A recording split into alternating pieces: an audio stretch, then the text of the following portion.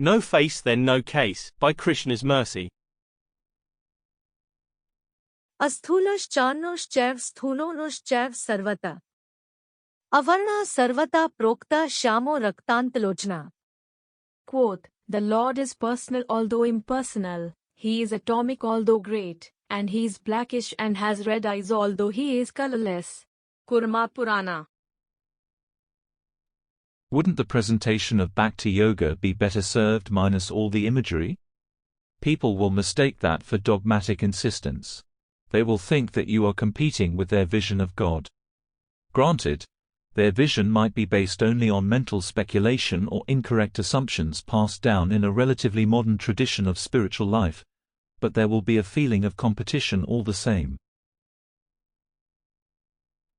Rather, does not the heart of the matter lie within the principles themselves? The teachings of Bhagavad-gita, the core principles of Vedanta, the accompanying way of life, focused on jnana and vairagya. Knowledge and renunciation to build a better future. I think most people would go for this. Once you introduce deities, mantras, and paintings, you drive people away. They will lose their interest. Don't you think that is how it goes? What is the benefit to so much focus on the personal side? There is no validity to the concept of competing gods. Let's say that we are two employees within a business. At the office, we speculate as to the founder. I only know him by name. I refer to the founder through this name.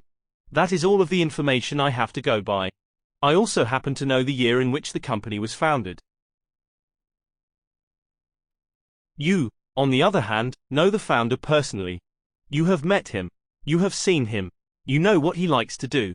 You know his disposition. You have been a regular guest at his home. When you refer to the founder of the company, it is with a different level of understanding. You bring something entirely different to the table. In this case, there is no such thing as two founders.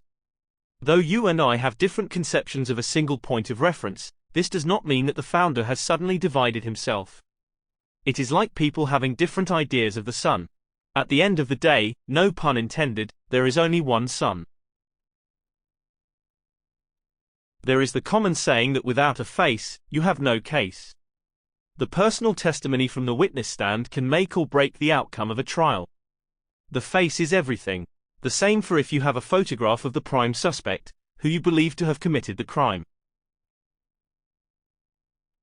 In a playful manner, if we view the entire creation with a negative eye, upset and angry at the resulting effects, there is an original cause that holds the blame.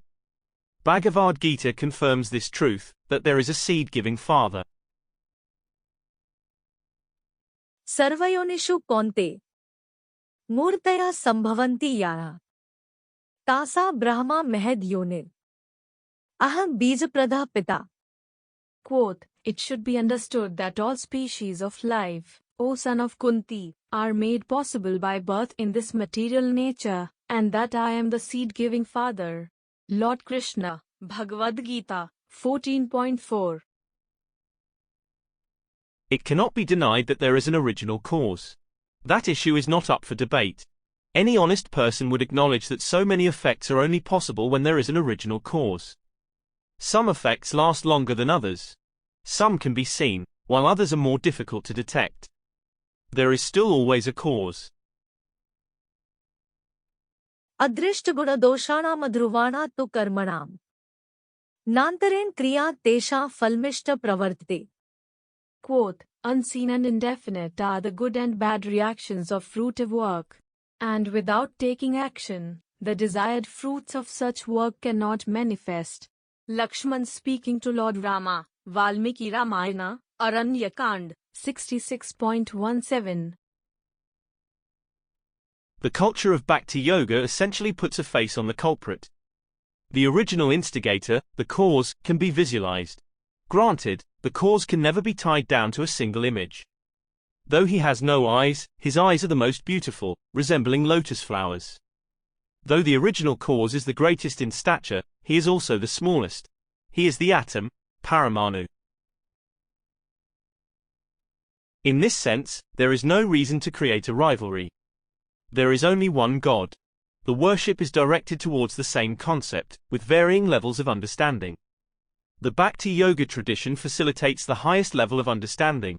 It reaches the ceiling, so to speak, and with that extended height there is more room for bliss, enthusiasm, joy, interaction, and pleasure that renews.